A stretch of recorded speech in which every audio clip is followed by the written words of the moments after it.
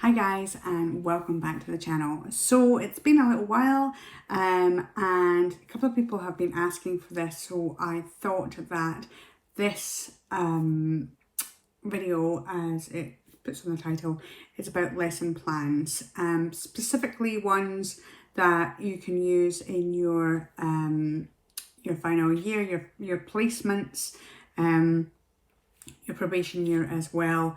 But basically how it's all set out, why I've set it out that way, that kind of thing.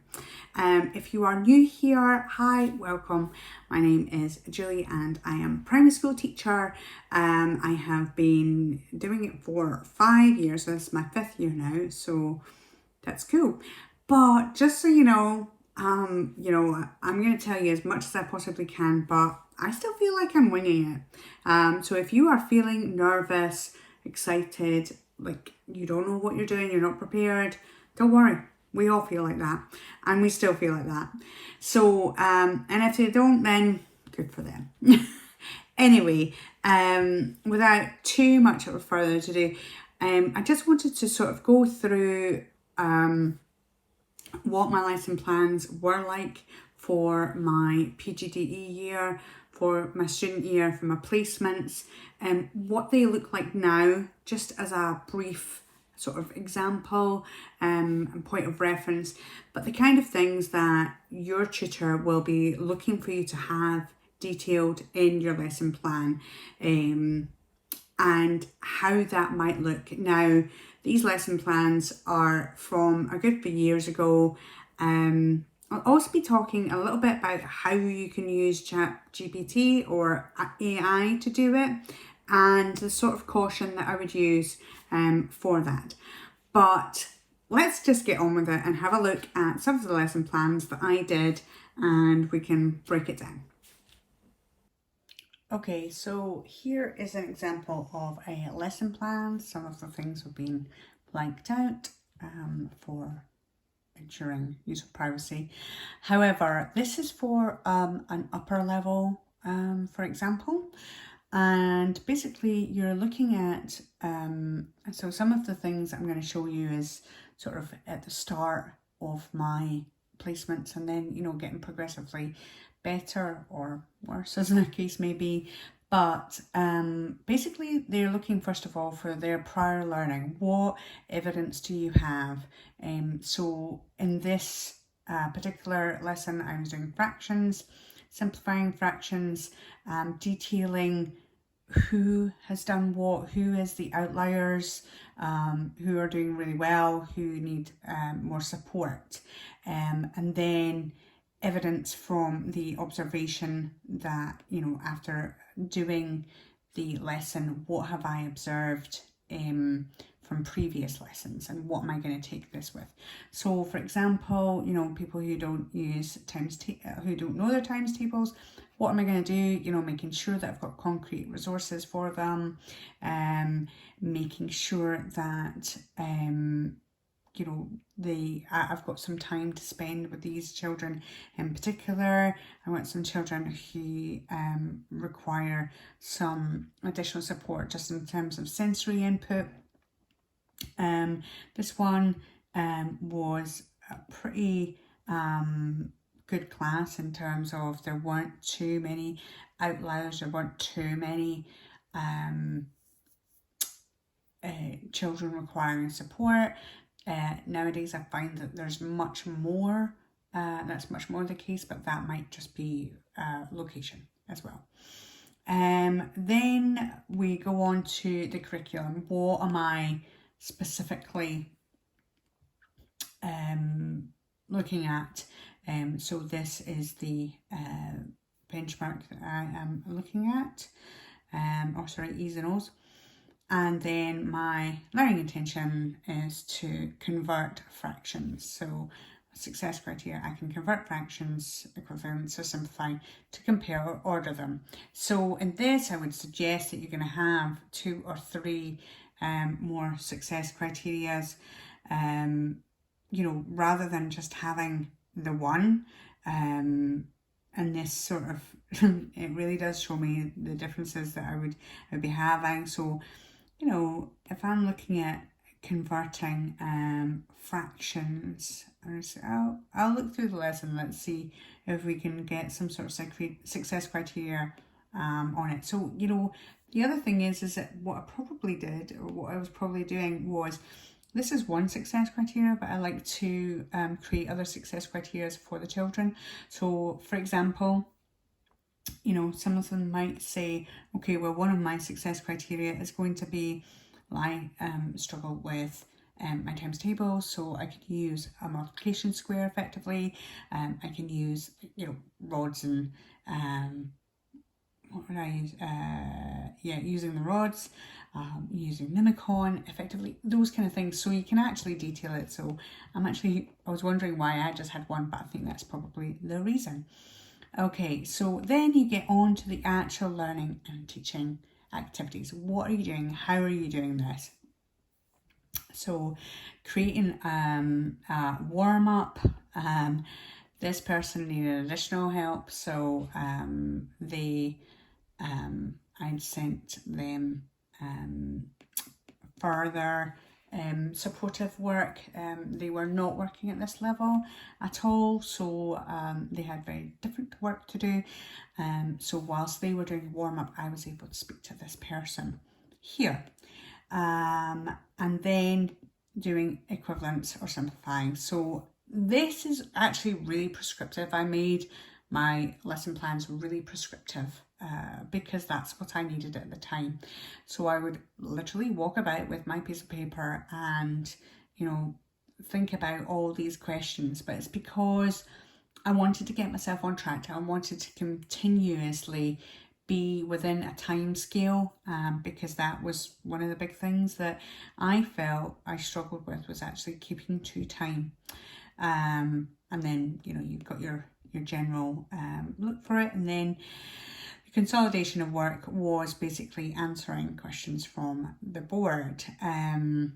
Again, modelling them, making sure that we were putting on plenty of scaffolding. And then you've got textbooks and time scale of 20 minutes again, and then bringing them back to discuss the equivalent fraction stories and ask them to complete the next part. So this is sort of like me saying this is where I'm going to put in my plenary in there. I have other just the examples of where I wanted to go. So I had all my textbook examples in there that I had copied, and then you know, the key teaching point was that we were able to simplify fractions, and then any resources that I would have.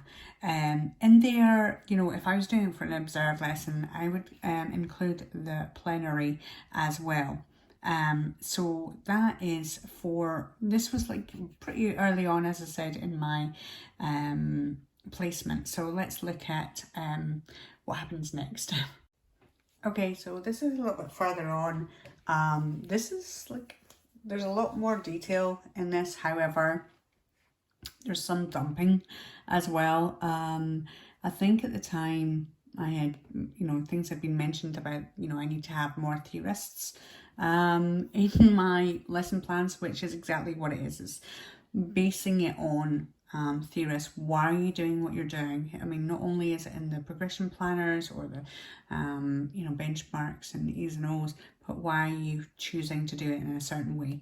So I went with Tina Bruce. She worked on you know, exploring the world through play. The reason being is that I was, you know, doing a real imagination lesson. The children were really resistant towards any writing. They really did not enjoy writing. It was very, you know, they felt that it was just instructional and not exciting for them. So, and actually on this, I probably got the most amount of stick from adults, from other teachers, not thankfully my mentor teacher, who was absolutely brilliant. But when I shared this, like, lots of people like lost it. But I still stand by it because actually it really engaged at the time. And I think what people think about different games is different now.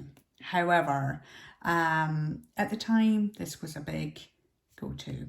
So yeah, I have some things about Bruner as well, and making sure that everything is scaffolded as well. So I have these sort of theorists in here, but it is a bit blocky. It's a bit like, oh, I've just lifted this and put it straight in there. So that does change over time, but especially for your observed lessons, you're going to have these kind of things as to why you're doing what you're doing. Anyway, so again, I'm going with the prior learning. Again, this is from teachers' literacy records. So this was a relatively new subject that I was teaching. What have they done? What have they previously done before? And then what have I observed through them? And you know, some children, they need a visual stimulus. This is all about kind of identifying, you know, why I was doing a particular thing. You know, I was talking about descriptions of characters, or describing a family member. One child in particular was really really resistant towards judging anybody, and they just refused to put pen to paper. So I was trying to get around this, and as I say here, there's like making sure that it's more as a sorry, I'm just looking at creating a visual stimulus so that you're not singling people out, and making sure that you know, it's not judging, you're just providing facts. So for one particular child, that was a big thing, and this was really helping them, and then making sure that I had support for the children that needed it. The curriculum, what am I basing it on? Okay, so selecting the relevant information, organising these in an appropriate way. Okay, so with this one, using descriptive language and developing our ability to write a plan. So again, you would like to, you know, condense that into one and just have one learning intention. But I did think that because we were doing a plan first and then creating it, thought it was key to mention it. Again, success criteria, interesting adjectives, and making sure we can describe personality traits. So here we go. This is where I used Fortnite as my hook. They went absolutely crazy over it. They really enjoyed it. I started off with Fortnite music, and they just absolutely loved it. The whole thing is that was I condoning Fortnite, playing Fortnite at this age? No, I wasn't. You know, although there's a lot of construction and problem solving that you need to think about with Fortnite. But basically, I was just using two of the characters as stimulus. You know, these kids are playing it, and I was using it as a stimulus, and it actually worked out really well. So making sure we were discussing, basically, I was going to do like a CSI investigation. I'd seen a similar type CSI activity in high school when I'd visited it, and I just thought, like, a whodunit. I've done whodunits before, you know, after this, but I just thought this was really good. So the purpose of it was, we were going to catch the bad guys. We had two suspects. You know, we had to identify which person did it. Okay, so this is my main sort of part of it, and then my description. So examples there, it's scaffolded there. This isn't something that I would show immediately. I would make sure that the kids would come up with their own, and then sort of come up, you know, maybe show some people that needed further scaffolding before I really helped you know, it showed all the children what it was like. So that sort of comparison, you know, if you like, have you got X, Y, and Z? Well, if you haven't got this, if you haven't got your description words, and you know, we need to have that. Yeah, so making sure that they have these areas, and the ability, again, timing that I might not get to it. So it's knowing that I might not get to that as well. Creating their vocabulary, and at least one hyphenated word I wanted in there because we'd been working on that. And then having a plenary. So this time I've discussed that we've got a plenary in there, and then on the resources, and then the next steps. So in this stage, you can see I've done less of a dump of why I've used what I've used, but it sort of gives you an idea that yes, I am working with Bloom's taxonomy. I'm making sure that I'm sort of there's a reason why I'm doing what I'm doing, and then, you know, what's happened in the actual lesson, and reflecting on that, so that I can then use that in the next lesson to go, oh, and this is my further, you know, this is my evidence. It then goes straight back to here, so evidence from observation. And it goes in a cycle like this. So that is essentially what my, you know, my really thorough plans would look like. I think this video was long enough, so I'll probably cut it short there. Yeah, so basically that is the lesson plans that I had on placement. That's a level that your tutors are going to be looking for when they're going into C, but it's basically the level that you're going to have to produce in your placements. Obviously you could see that mine built up. It wasn't immediate, that especially, you know, about theorist and things like that. But I think probably if I was to do it again, I would build in the theorists and make sure I sort of was really working out why I was doing what I was doing, not only because of what it says on the curriculum, for instance, you either knows or what the teacher was saying, but why are you doing what you're doing, like the style of your teaching, why are you doing it that way, and what sort of theories back that up. Good news is that, you know, that gets less and less after your teaching. Certainly the amount of information that I put in each of my plans is certainly not what I do now, because but I can still produce those kind of things.